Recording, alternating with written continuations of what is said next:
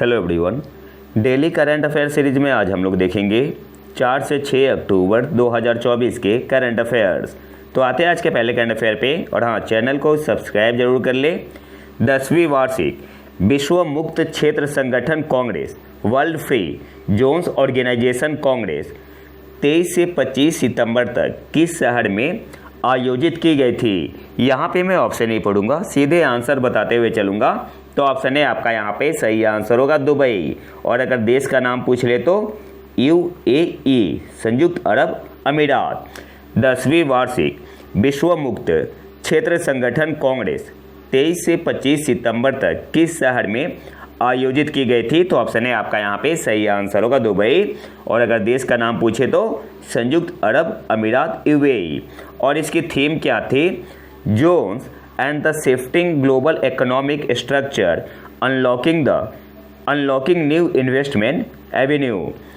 और ये आपका कहाँ पे हुआ? दुबई में हुआ। इसके अलावा दो और पॉइंट आपको याद रखना है।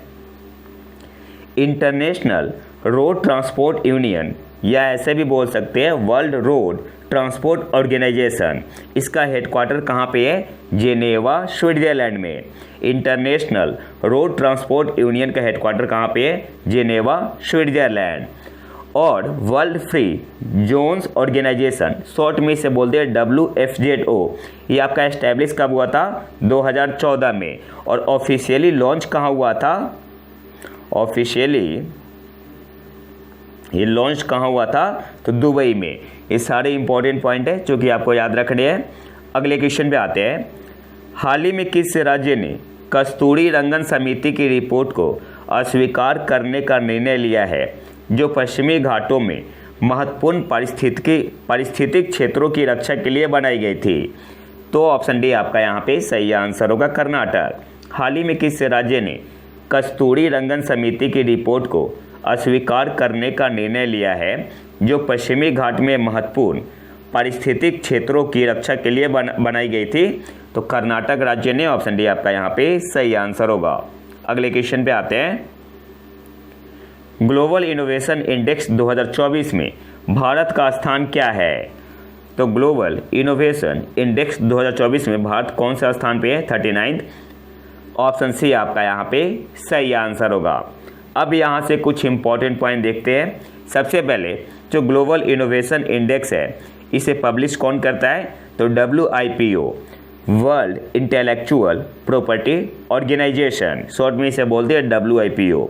भारत की रैंक 2024 में कितनी है? 39। भारत का स्कोर क्या है? 38.3। 2015 में भारत की रैंक थी 81 रैंक थी। और 2024 में कितनी हो गई है? तो काफ़ी अच्छा इंप्रूवमेंट हुआ है। 2024 में रैंक है भारत की ग्लोबल इनोवेशन इंडेक्स में 39। स्कोर कितना है? 38.3। अब यहाँ से कुछ इंपॉर्टेंट पॉइंट देख लेते हैं। सबसे पहले जो भारत है, हमारा देश है, ये पहले स्थान पे है among 10 economy in central and southern Asia. और पहले स्थान में है among lower middle income economy.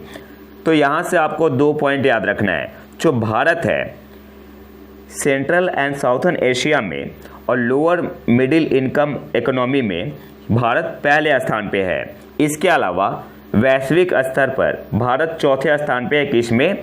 World intellectual property organisation science and technology cluster ranking में भारत वैश्विक स्तर पे चौथे स्थान पे है। किसमें? World intellectual property organisation science and technology cluster ranking.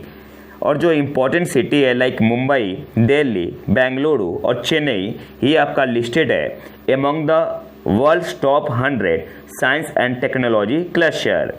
इसके अलावा भारत वैश्विक स्तर पे 7वें स्थान पे है, 7th पोजीशन पे है। किसमें? इन इंटेंजिबल एसेट इंटेंसिटी, हिंदी में इसे क्या बोलते हैं? अमूर्त संपत्ति तीव्रता इंटेंसिटी। तो हिंदी वाले के लिए यहाँ पे मैंने मेंशन कर दिया हिंदी में, आप PDF में इसे देख सकते हैं। और भारत 33वें स्थान पे है। किसमें? इनोवेशन आउटपुट में भारत 33वें स्थान पे है। तो याद क्या क्या रखना है? सबसे पहले ग्लोबल इनोवेशन इंडेक्स 2024 में भारत की रैंक क्या है? 39। भारत का स्कोर क्या है? 38.3। 3 है।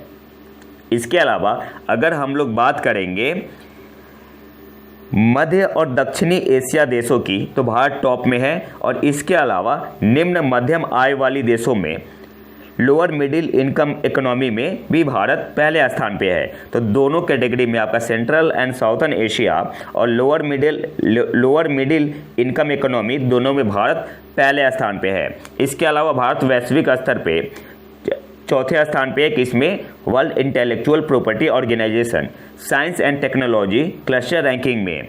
और जो इंपॉर्टेंट सिटी है लाइक मुंबई, दिल्ली, बेंगलुरु और चेन्नई, ये आपका लिस्टेड है among the world's top 100 science and technology cluster.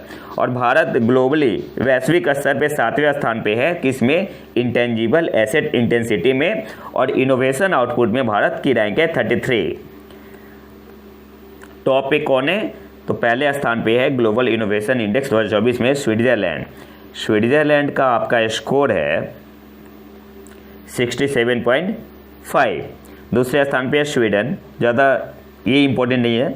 Sweden दूसरे स्थान पे है। तीसरे स्थान पे है अमेरिका, चौथे पे है सिंगापुर, पाँचवें पे है यूके, छठे पे है साउथ कोरिया, सातवें पे है फिनलैंड, आठवें पे है आपका नीदरलैंड, जर्मनी है 9वें स्थान पे, जर्मनी है 9वें स्थान पे, और डेनमार्क है आपका 10वें स्थान पे। और जो ग्लोबल इनोवेशन इंडेक्स था ये आपका लॉन्च कब हुआ था? 2007 में। और भारत की रैंक 2023 में कितनी थी? 40। 2024 में एक पोजीशन का इंप्रूवमेंट हुआ है, 39 है।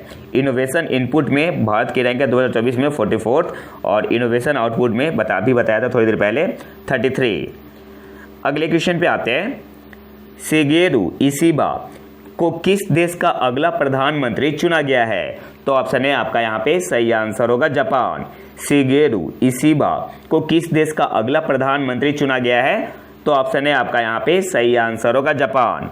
और एक फॉर्मर डिफेंस मिनिस्टर थे, रक्षा मंत्री थे। और एक कौन से पार्टी से है? तो इनकी पार्टी का नाम क्या है? Liberal democratic party. ये याद रखना है, लिबरल डेमोक्रेटिक पार्टी, शॉर्ट में इसे बोलते हैं LDP। अगले क्वेश्चन पे आते हैं। हाल ही में किस अभिनेता को दादा साहब फाल्के पुरस्कार से सम्मानित किया गया? तो ऑप्शन बी आपका यहाँ पे सही आंसर होगा मिथुन चक्रवर्ती। अगले क्वेश्चन पे आते हैं। भारत आधिकारिक तौर पर किस देश के नेतृत्व वाले समूह खनिज सुरक्षा वित्त नेटवर्क, शॉर्ट में से बोलते हैं MSFN, mineral security finance network का हिस्सा बन गया है? तो इसे लीड कौन करता है MSFN को? अमेरिका। सही आंसर क्या हो जाएगा? ऑप्शन है आपका यहाँ पे सही आंसर होगा यूएसए, अमेरिका। इसके अलावा एक और पॉइंट आपको याद रखना, ये जो आपका खनिज सुरक्षा वित्त नेटवर्क है इसमें शायद 14 देश है, एग्जैक्ट मुझे याद नहीं आ रहा, और एक संघ है। तो आपसे एग्जाम में पूछ सकता है कि कौन सा संघ है। जैसे आपसे पूछ सकता है कि अफ्रीकी संघ है, अफ्रीकी यूनियन है या यूरोपियन यूनियन है, तो आंसर क्या होगा? यूरोपियन यूनियन इसमें शामिल है। अगले क्वेश्चन पे आते हैं। अच्छा, इसके अलावा 2-3 और पॉइंट देख लेते हैं। जो आपका मिनरल सिक्योरिटी पार्टनरशिप है, ये आपका एक फ्रेमवर्क है जो कि एस्टेब्लिश हुआ था अमेरिका के द्वारा। कब? 2022 में। और India was inducted to the MSP यानी mineral security partnership in which year? June 2023। अगले क्वेश्चन पे आते हैं। नोबेल पुरस्कार 2024 के संदर्भ में निम्नलिखित कथनों पर विचार करें। पहला क्या है आपका? साहित्य का नोबेल पुरस्कार 2024 दक्षिण कोरियाई लेखक हान कांग को दिया गया, बिल्कुल सही है। दूसरा क्या है? 2024 का नोबेल शांति पुरस्कार जापानी संगठन निहोन हिडानक्यो को दिया गया, तो ये भी आपका सही है। तो पूछ के आ रहा है ऊपर दिए गए कथनों में से कौन सा सही है? तो ऑप्शन सी आपका यहाँ पे सही आंसर हो जाएगा, बोथ 1 और 2। पहला भी सही है, दूसरा भी सही है। इसके अलावा कुछ इंपॉर्टेंट जितने भी नोबेल प्राइज मिले हैं 2024 में वो सारे देखेंगे। इकोनॉमिक्स में किसे दिया गया? तो इकोनॉमिक्स में दिया गया है अमेरिकी आधारित अर्थशास्त्री है डारोन एसेमोग्लू, साइमन जॉनसन और जेम्स ए रॉबिन्सन को। और किस लिए दिया गया है? संस्थाएं कैसे बनती है और समृद्धि को कैसे प्रभावित करती है, इसके अध्ययन के लिए। तो इकोनॉमिक्स में जो नोबेल प्राइज़ दिया गया है 3 लोगों को दिया गया है, डारोन एसेमोग्लू, साइमन जॉनसन और जेम्स ए रॉबिन्सन। और क्यों दिया गया है? तो संस्थान कैसे बनती है और समृद्धि को कैसे प्रभावित करती है, इसके अध्ययन के लिए। नेक्स्ट आते हैं, केमिस्ट्री में किसे दिया गया है? तो केमिस्ट्री में दिया गया है डेविड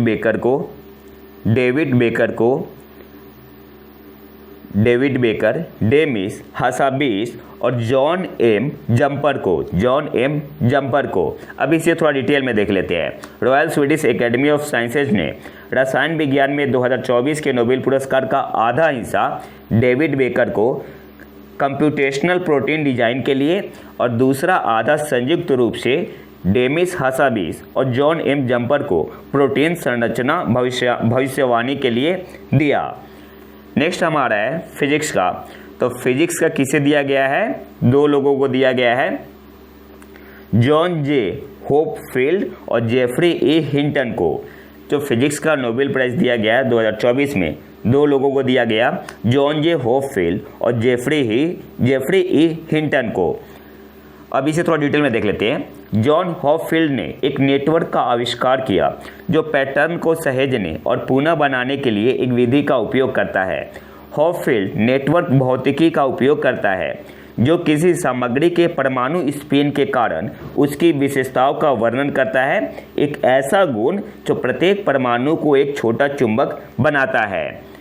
और जेफरी हिंटन के बारे में देखते हैं। जेफरी हिंटन ने होपफील्ड नेटवर्क का उपयोग एक नए नेटवर्क की नींव के रूप में किया जो एक अलग विधि का उपयोग करता है, बोल्ट्जमैन मशीन। यह किसी दिए गए प्रकार के डेटा में विशिष्ट तत्वों को पहचानना सीख सकता है। और जो जॉन होपफील्ड यह वर्तमान में प्रिंसटन विश्वविद्यालय में प्रोफेसर है और जेफरी हिंटन टोरंटो विश्वविद्यालय में प्रोफेसर है। नेक्स्ट आते हैं, मेडिसिन का अवार्ड किसे दिया गया नोबेल प्राइज़? तो नोबेल प्राइज़ जो दिया गया 2024 में मेडिसिन में ही दिया गया है विक्टर एम्ब्रोस और गैरी रुअकून को, और माइक्रो आरएनए की खोज के लिए। तो ये इंपॉर्टेंट पॉइंट है। अगले क्वेश्चन पे आते हैं। हर वर्ष अंतर्राष्ट्रीय अनुवाद दिवस इंटरनेशनल ट्रांसलेशन डे कब मनाया जाता है? 30 सितंबर को। ऑप्शन डी आपका यहाँ पे सही आंसर होगा। अच्छा, 30 सितंबर को क्यों मनाते हैं? क्योंकि यह सेंट जेरोम के पर्व के दिन के साथ मेल खाता है जिन्हें बाइबल का अनुवाद करने का श्रेय दिया जाता है। तो इंटरनेशनल ट्रांसलेशन डे कब मनाते हैं? 30 सितंबर को। अगले क्वेश्चन पे आते हैं।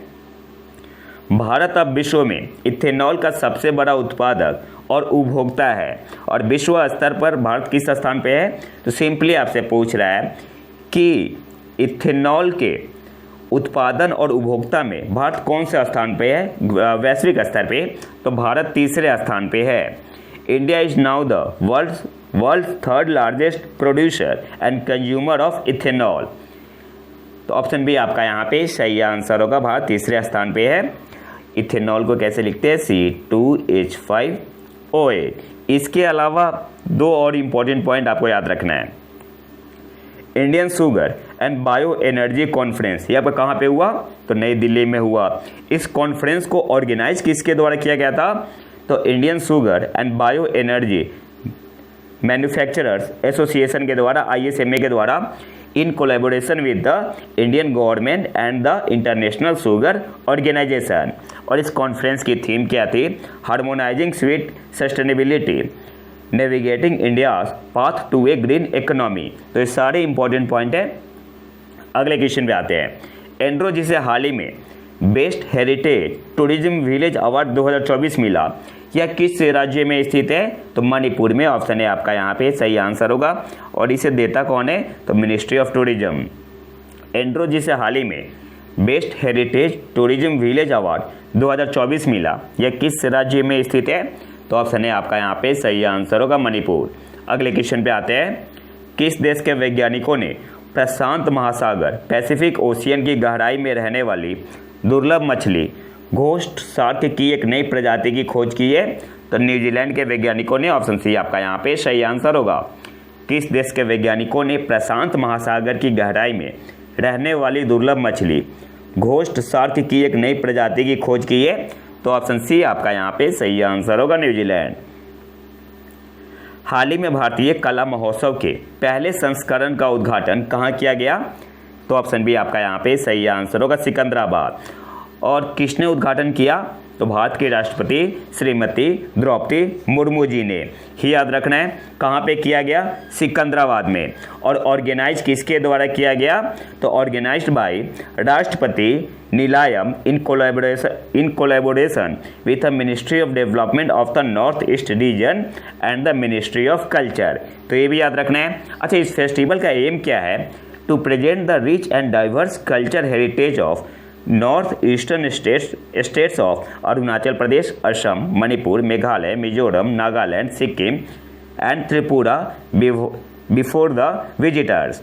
तो इस जो फेस्टिवल है आपका भारतीय कला महोत्सव, इसका एम क्या है? To present the rich and diverse culture heritage of north eastern states of Arunachal Pradesh, Assam, Manipur, Meghalaya, Mizoram, Nagaland, Sikkim and Tripura before the visitors. अगले क्वेश्चन पे आते हैं। विश्व एथलेटिक्स कॉन्टिनेंटल टूर में किस भारतीय ने गोल्ड मेडल जीता, स्वर्ण पदक जीता? तो गुलवीर सिंह ऑप्शन है आपका यहाँ पे सही आंसर होगा। और ये हुआ कहाँ पे था? जापान में। अगले क्वेश्चन पे आते हैं। भारतीय मूल के रवि आहूजा को हाल ही में किस कंपनी का नया सीईओ नियुक्त किया गया है? तो ऑप्शन बी आपका यहाँ पे सही आंसर होगा, Sony Pictures Entertainment. Option B आपका यहाँ पे सही आंसर होगा।